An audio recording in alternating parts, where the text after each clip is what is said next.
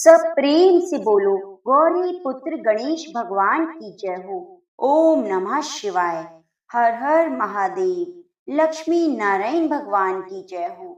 हिंदू धर्म में भगवान श्री हरि विष्णु को सृष्टि का संचालक माना गया है, तो वहीं पर भगवान गणेश सभी देवताओं में प्रथम पूजनीय है।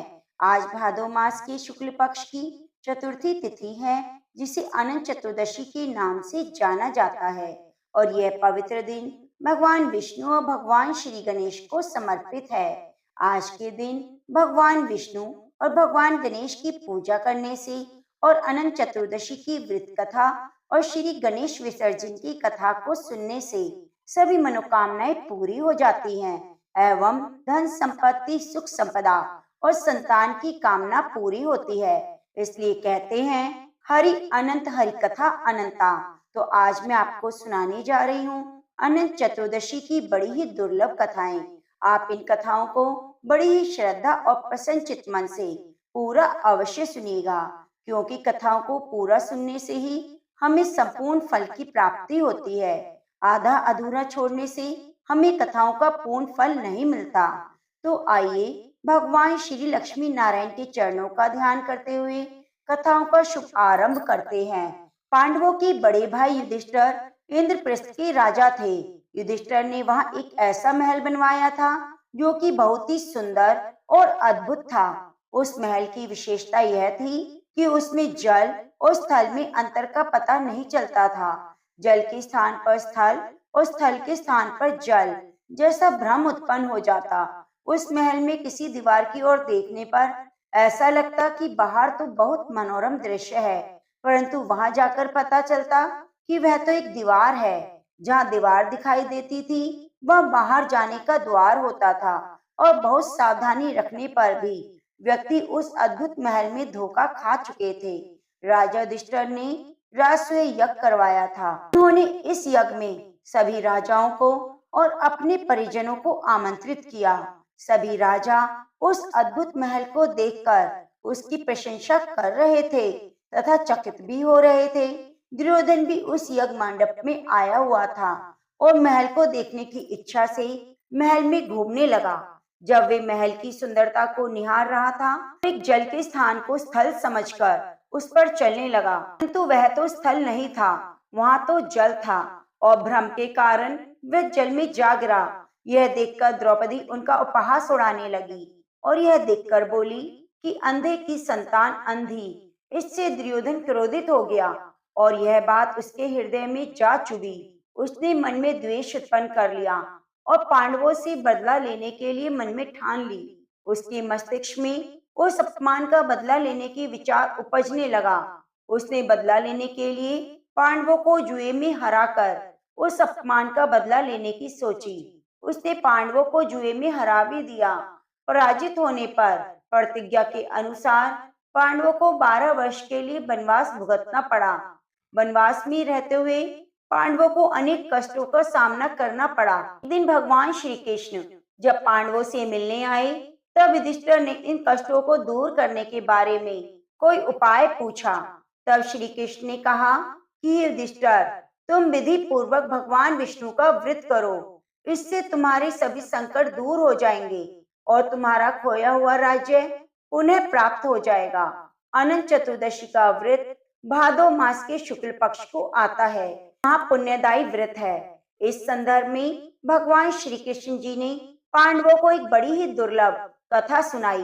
भगवान श्री कृष्ण कहते हैं, पौराणिक युग में सुमंत नाम का एक ब्राह्मण था जो बहुत ही विद्वान था। उसकी पत्नी भी धार्मिक स्त्री थी जिसका नाम था दीक्षा। सुमंत और दीक्षा की एक संस्कारी पुत्री थी जिसका नाम था सुशीला। सुशीला के बड़ा होते होते उसकी माँ दीक्षा का स्वर्गवास हो गया। सुशीला बहुत ही छोटी थी कि परवरिश को ध्यान में रखते हुए सुमंत ने कर्कशा नाम की स्त्री से विवाह कर लिया। कर्कशा का व्यवहार सुशीला के लिए अच्छा नहीं था, लेकिन सुशीला में उसकी माँ दीक्षा के गुण थे। अपने नाम के समान ही सुशील और धार्मिक प्रवृत्ति की थी। कुछ समय बाद जब सुशीला विवाह योग्य हुई तो उसका विवाह कौंडिन्य ऋषि के साथ कर दिया गया। सुशीला अपने माता पिता के साथ उसी आश्रम में रहने लगी। माता कर्कशा का स्वभाव अच्छा न होने के कारण सुशीला और उनके पति को आश्रम को छोड़कर अन्यत्र जाना पड़ा। जीवन बहुत कष्टमय हो गया। न रहने की जगह, न जीविका के लिए कोई जरिया। दोनों काम की तलाश में इधर उधर भटकने लगे। तभी वे दोनों नदी के तट पर पहुंचे, जहां रात्रि को विश्राम किया।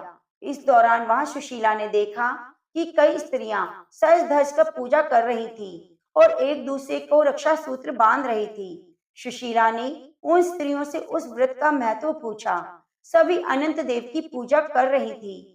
उनका रक्षा सूत्र, जिसे अनंत सूत्र कहते हैं, एक दूसरे को बांध रही थी, जिसके प्रभाव से सभी कष्ट दूर हो जाते हैं और व्यक्ति के मन की सारी इच्छाएं पूरी हो जाती हैं। सुशीला ने उस व्रत का पूरा विधि विधान जानकर पालन किया और विधि विधान से पूजन करके अपने हाथ में अनंत सूत्र बांधा।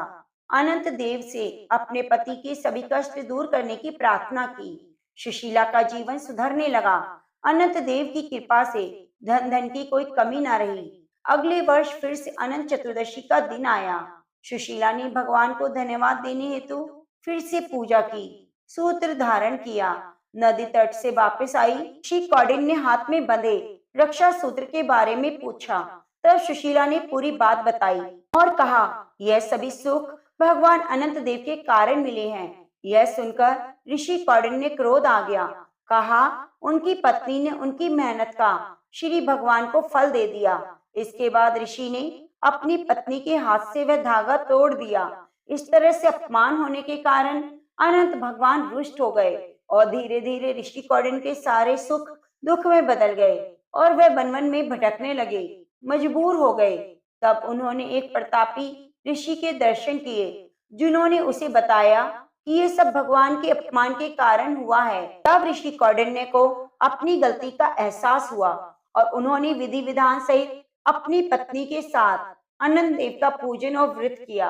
यह व्रत उन्होंने कई वर्षों तक किया, जिसके 14 वर्ष बाद अनंत देव भगवान उस पर प्रसन्न हुए और उन्होंने ऋषि कौडिन्य को क्षमा कर दिया, दर्शन दिए, जिसके फलस्वरूप ऋषि और उसकी पत्नी के जीवन में सुख आ गया, पुण्य स्थान बनाया।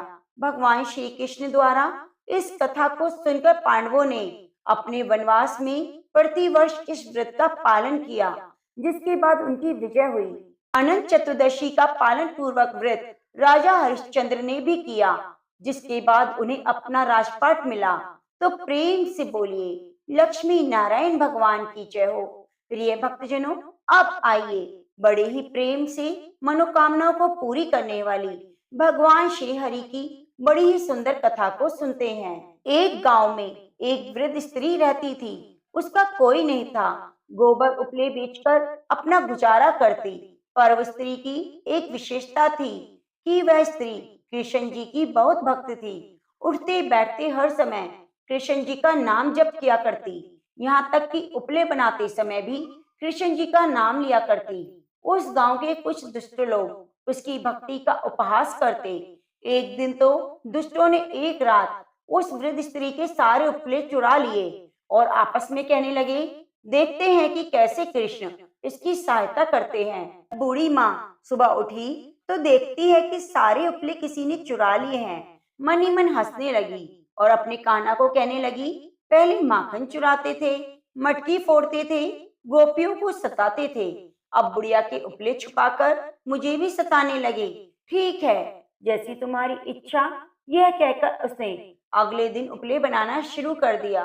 जब दोपहर हुई तो उसको भूख लगी और घर पर कुछ खाने को नहीं था, तो उसने गुड़ की डली मुंह में डाली और 2 घुट पानी पी लिया और लेटने चली गई। भगवान तो भक्त वत्सल होते हैं, अतः अपने भक्तों के कष्टों को देखकर वे विचलित हो जाते हैं। उनसे उस वृद्ध साधिका के कष्ट सहन नहीं हो पा रहे थे। तब भगवान श्री कृष्ण ने सोचा उसकी सहायता से पहले उसकी परीक्षा लेनी चाहिए। अतः उन्होंने एक साधु का वेश धारण कर उसके घर पहुंचे और खाने को मांगने लगे। वृद्ध स्त्री को अपने घर आए साधु को देखकर बहुत खुशी हुई, पर घर में कुछ खाने को नहीं था। ये सोचकर वह बहुत दुखी हुई। तब उसके घर पर गुड़ की एक डली थी जो उसके पास बच गई थी। बाबा को शीतल जल के साथ खाने को दे दी। बाबा उस स्त्री के त्याग को देखकर बहुत प्रसन्न हुए और वृद्ध स्त्री ने बाबा को अपना सारा वृतांत सुनाया। तो बाबा ने उन्हें सहायता का आश्वासन दिया और चले गए। गांव के सरपंच के यहाँ पहुंचे। सरपंच ने कहा, सुना, इस गांव के बाहर जो वृद्ध स्त्री रहती है उसके किसी ने उपले चुरा लिए हैं। मेरे पास एक सिद्धि है। यदि गांव के सभी लोग अपने अपने उपले ले आए तो मैं अपनी सिद्धि के द्वारा उस विधि स्त्री के सारे उपले अलग कर दूंगा। सरपंच एक भला व्यक्ति था। ये भी वृद्ध स्त्री के उपले चोरी होने का बहुत दुख था। अतः उन्होंने साधु बाबा रूपी कृष्ण की बात तुरंत मान ली और गांव में ढिंढोरा पिटवा दिया कि सभी अपने घर से उपले लेकर आए। गांव की चौपाल पर जाकर रख दिए गए। जिन दुष्ट लोगों ने चोरी की थी उन्होंने भी उस बूढ़ी स्त्री के उपले अपने उपलों में मिलाकर उस ढेरी में एकत्रित कर दिए। उन्हें लगा सब उपले तो एक जैसे हैं, अतः साधु बाबा कैसे पहचान लेंगे। दुष्टों को ईश्वर की लीला और शक्ति पर विश्वास नहीं था। साधु वेशधारी भगवान श्री कृष्ण ने उपलों को अपने हाथ से छुआ और वृद्ध स्त्री के उपले अलग कर दिए। वृद्ध स्त्री अपने उपलों को तुरंत पहचान गई और उसकी प्रसन्नता का तो ठिकाना ना रहा। उसने उपले उठाकर साधु बाबा को नमस्कार किया और चली गई। जिन दुष्टों ने उस बूढ़ी स्त्री के उपले चुराए थे उन्हें ये समझ में नहीं आया कि बाबा ने कैसे उपलों को अलग पहचान दिया। यह वृद्ध स्त्री के उपले हैं। अतः जब बाबा गांव से कुछ दूर निकल आए तो वे लोग बाबा से इसका कारण पूछने के लिए गए। वृद्ध स्त्री हर समय ईश्वर का नाम जप करती थी। उनके नाम में इतनी शक्ति थी कि उपले भी अपने आप से अलग हो गए और मैंने उन्हें अलग कर दिया। यह सुनकर वे दुष्ट लोग बाबा के चरणों में गिर पड़े और सदैव के लिए भगवान के भक्त हो गए। तो कहते हैं, नाम जप में इतनी शक्ति है, अतः हमको व्यवहार के साथ प्रत्येक समय भगवान की नाम जप को करते ही रहना चाहिए। इससे हम पर भगवान की कृपा होती है और संकट से बचाव होता है। तो प्रेम से बोलिए, जय श्री कृष्ण, राधे राधे।